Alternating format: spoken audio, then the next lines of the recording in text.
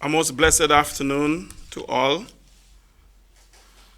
Because it's been a while that I've been able to report to you in relation to the agricultural stimulus package, before I tell you exactly where we're at with the program, I would like to do a brief review. Back when the COVID pandemic started, and especially when it came to our shores, the country anticipated delayed food shortages, delayed shipments leading to food shortages because of the pandemic. And the response, therefore, was that there was a multi-stakeholder meeting at the department involving staff, various ministries, I wouldn't name them all for the sake of time, allied institutions, private sector entities, farmers. And out of that, the medium-term view was for intensified local production of crops, livestock, and fisheries, with the crop subsector leading the way. And of course, all of this was backed by the $10 million package secured by Minister Hamilton, Minister of Agriculture, and provided by the federal government. Our approach, therefore, was for the formation of an extensive, elaborate team consisting of all our allied agencies, CARDI, ICA, the Republic of China, and Taiwan, having 3 technical specialists in each of our 4 extension districts. The team set about, after planning, to go into the field, and in early April, each group took and did interviews. We covered some 270 farmers in each of the 4 districts. And we came up with a combination of staples, sweet potato, that is, yams, a number of fruits like watermelon, and vegetables, pumpkin, squash, cabbage, carrots, and sweet pepper. The ministry, through the stimulus package, had agreed that they would provide the inputs, the seeds, the chemicals, the fertilizer, the technical advice, land preparation, and market support, all at no cost to the farmer. Of the 273 acres that was committed by the farmers, it really seemed unlikely that we should go for that much at one time. And so we came up with 10 acres of squash, 30 acres of sweet potato, 5.5 acres of cabbages, beginning with 1 acre of carrots, 15 acres of melon, and 6 acres of sweet pepper. Next, we contacted our private tractors, and there were 11 of them on the island, and we engaged them all to be involved in land preparation.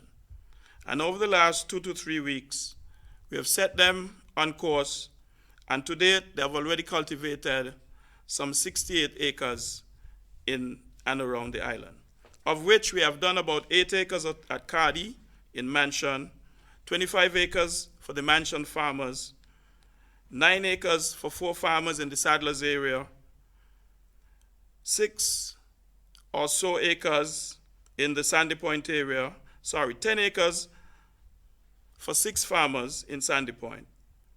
And the area with the least so far has been in the Keon district because the equipment there broke down. We have already planted sweet potato and yams in many of these areas because they can stand the heat more than anything else. But the other crops, we have sown some sweet pepper seedlings, but we are waiting the rain. We await the rain to plant these vegetables, but we have gone ahead with the hardier things. And so at this point, having cultivated some 60-odd acres, we have distributed seeds and seedlings to some private nurseries for sowing.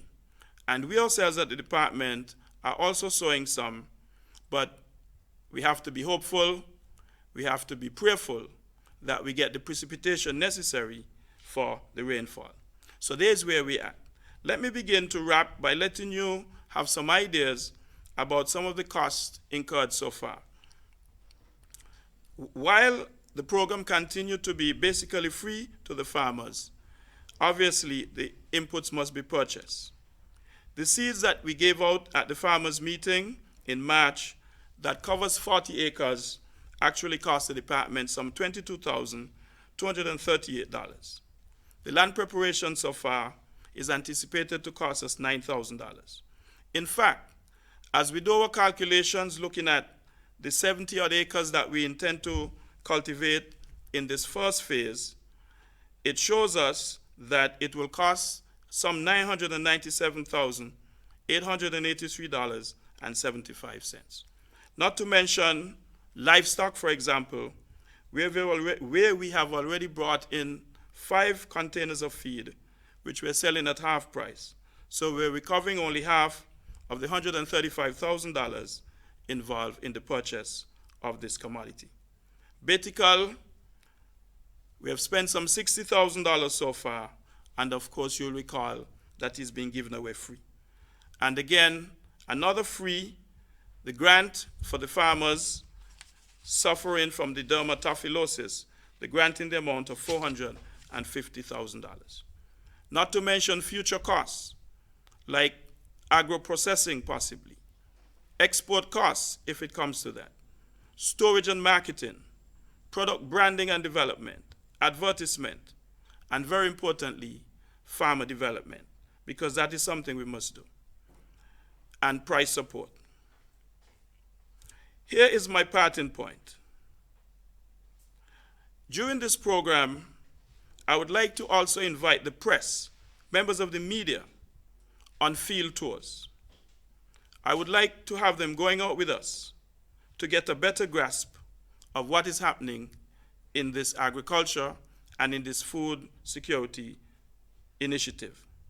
There's a role for all, the consumer, the farmer, the media. Let's all do our part, because indeed, food security is everybody's responsibility. Thank you.